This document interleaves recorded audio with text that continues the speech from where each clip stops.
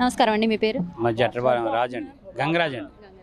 ఏం చేస్తుంటారండి? నేను వ్యవసాయం చేస్తాను. వ్యవసాయం చేస్తూ ఉంటారు.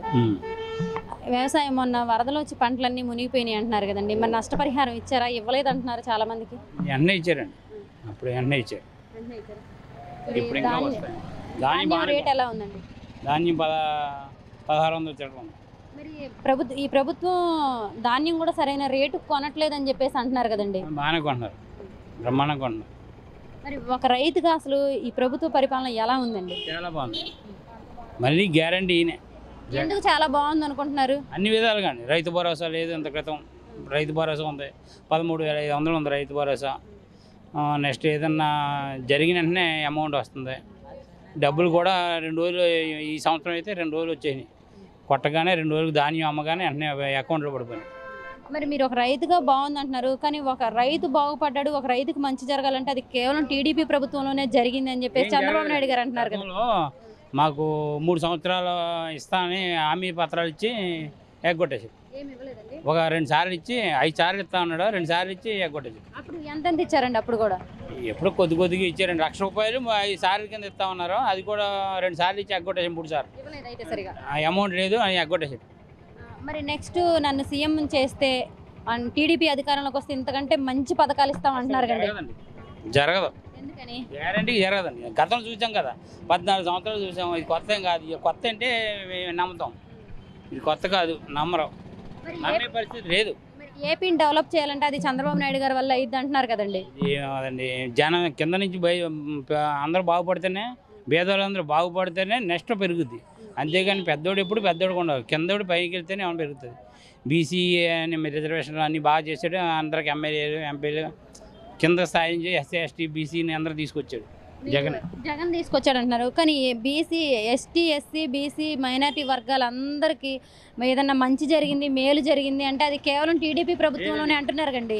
వైఎస్ఆర్సీపీలోనే జరిగింది గన్షాట్గా. కానీ చంద్రబాబు నాయుడు గారు మేమే చేసామని చెప్తున్నారు కదండి.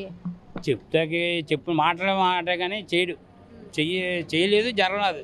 అంత 14 సంవత్సరాల క్రితం కూడా జరగలే. మరి ఇవన్నీ ఇస్తున్నారు కానీ పథకాల పేరుతోటి జనాలకి 10 రూపాయలు ఇచ్చేసి జనాల దగ్గర నుంచి 100 రూపాయలు దోచుకుంటున్నాడు అంటున్నారు కదండి. అంత ముందర 500, 600, 1000 ఉండేది ధాన్యం. ఈవేళ 1600 ఉంది. రైతు పెరిగితేనే కదా, ఉల్లిపాయలు అన్నీ పెరిగితేనే కదా వచ్చేది. మనం ఫ్యాన్ గతంలో ఒకసారి వేసుకునే వాళ్ళు కరెంట్ తక్కువైంది, ఇప్పుడు కరెంటు వాడకం ఎక్కువైంది. జనాలు అన్నీ ఏసీ అన్నీ పెట్టుకున్నారు కాబట్టి ఆటోమేటిక్ పెరుగుతుంది వస్తువు. అది కరెంటు పెరగకపోతే ఎంతమంది చదువుతారు? పెరగకపోతే కొద్దిగా పెరుగుతుంది, సహజంగా జరుగుతుంది. మరి గత ప్రభుత్వంలో అన్ని ఉద్యోగాలు ఇచ్చారంటున్నారు, మరి ఈ ప్రభుత్వం వచ్చిన తర్వాత అసలు ఉద్యోగాలు ఇవ్వలేదు అంటున్నారు కదండి. ఎప్పుడు చేయింది వాలంటీర్లు ఇచ్చాడు, రైతు భరోసాలు ఇచ్చాడు, అన్ని విధాలుగా లక్షలు 6 లక్షలు సుమారు ఇచ్చాడు. మరి అసలు ఉద్యోగాలే ఇవ్వలేదు ఈ ప్రభుత్వం వచ్చిన తర్వాత.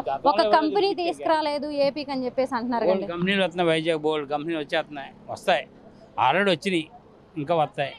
అవన్నీ అబద్ధాలు. గ్యారంటీగా గన్షాట్గా మళ్ళీ మళ్ళీ జగన్ పార్టీ. చంద్రబాబు నాయుడు గారు కూడా బాబు షూరిటీ భవిష్యత్తు గ్యారంటీ అని చెప్పి ఒక నినాదంతో వస్తున్నారు కదండి. గతంలో చేశారు కదండి, 10 ఏళ్ళు వేస్తారని అలాగే చెప్పి చేయలేదు. గతంలో అలాగే 2000 ఇస్తామని జీవన భృతాన్ని ఇవ్వలేదు. ఏదో కొద్దిగా ఒకసారి ఇచ్చారు, అది కూడా కొంతమందికి ఇచ్చారు, ఇంక ఇవ్వలేదు. ఇది కూడా డ్వాక్రా రుణమాఫీ కూడా అందరికీ కూడా ఈ ప్రభుత్వంలో జరిగింది. ఒక్కొక్క గ్రూప్కి 7 లక్షలు, ఒక 5 లక్షలు, 3 లక్షలు, ఎంత బాకీ ఉంటే జగన్ వచ్చాక ఎంత బాకీ ఉంటే అంత బాకీ తీర్చేశాడు. ఈ తిప్పుతోటి మొత్తం పడిపోయింది, రైతులు కూడా మనకు పడిపోయింది. మరి చంద్రబాబు నాయుడు గారేమో మరి ఇంకోవైపు ఆయన సొంత జగన్ గారి సొంత చెల్లైన షర్మిల గారు కాంగ్రెస్ పార్టీలో రాగానే అసలు నువ్వేం చేసావు జగన్మోహన్ రెడ్డి అని చెప్పేసి కూడా ప్రశ్నిస్తున్నారు కండి. అలా చేయరండి, అది కరెక్ట్ కాదు. ఆవిడ మాట్లాడేది అప్పుడేమో జగన్ వదిన బాణం అన్నారు, ఇప్పుడేమో నాకు ఆస్తి అదే రావాల్సింది ఏదో ఇవ్వకపోతే అన్నీ ఇలాగ రివర్స్ అవుతుంది తప్ప ఖచ్చితంగా జగన్దే వారసత్వం అని. పార్టీలో పదవి ఇవ్వకపోవడం వల్ల ఇలా జరిగిందంటారా? సేమ్ అంతే జరిగింది, అంతకు మించి ఏం కాదు. పదవి ఇవ్వకపోవడం వల్ల ఏ ఎంపీ ఏదైనా మా మంత్రి ఏదైనా ఇచ్చుంటే విషయమేమో. మరి అదే విధంగా మరి దీన్ని చూసి మరి చంద్రబాబు నాయుడు గారు కూడా తల్లికి చెల్లికి న్యాయం చేయలేకపోయావు, నువ్వు అసలు ఏపీ ప్రజలకి ఏం చేస్తామని అడుగుతున్నారు కండి.